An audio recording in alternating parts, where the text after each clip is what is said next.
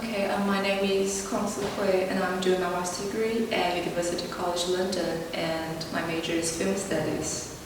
A pointless film is partly about filmmaking as a way to create your own world. Could you talk about that in your role as director and writer? Well, I think to me one fascinating part about making film is that you can be the master of this art project. I think a film is actually an independent world from the outside, and as the scriptwriter and director you can decide what happened in this film, what happened in this world. I think maybe for every artist, including me, has thought about escaping from the reality by making an artwork. Yeah. So actually, speaking about escaping from reality, the main character, she thinks of filmmaking as a way to escape from her life. And she fantasizes how her parents can be different.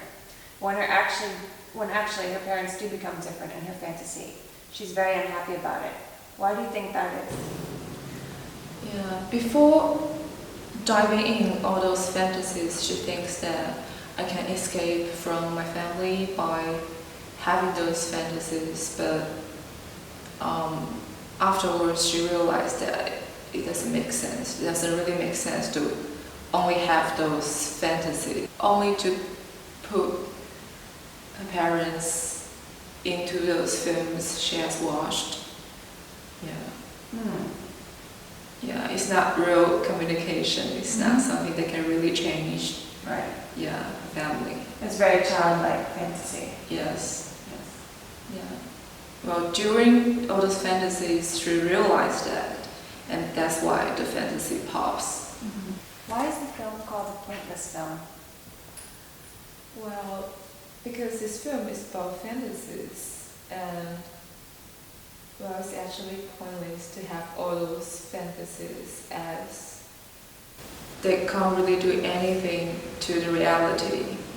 Yeah, actually when I came out of this idea, one of my tutors was very against this idea. He thought you won't be able to make a film like that because nothing actually happens in the film. You know, the developing, the opening, the ending is not the structure of my film is not very traditional. Seems to be pointless and meaningless in an interesting way. Yeah, that's my key purpose of making this film. Well, it seems to be pointless, but it actually reveals many different things of what a family looks like. So I really liked your color palette and the way that you use colors and lighting to completely change the mood and the effect of the film. How did you pick your colors and lighting?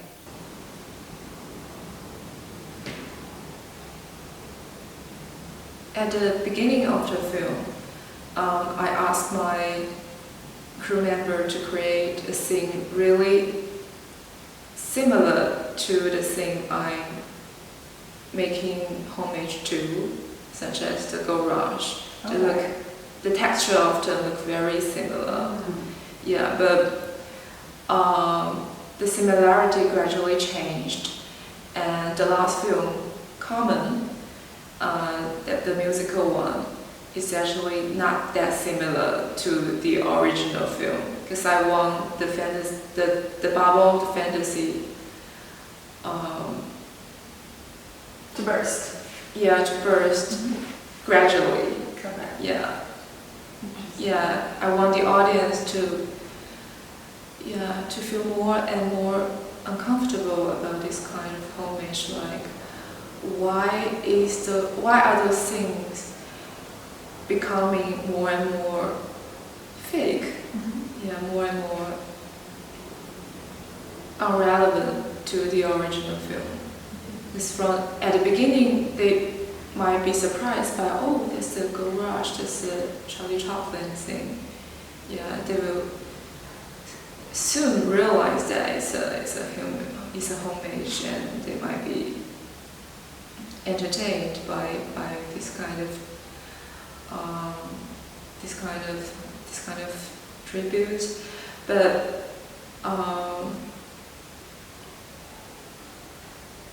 but the fantasy doesn't last for long, and the real character of the mother gradually revealed. Like in the common thing, she says something like, "I'm not like this.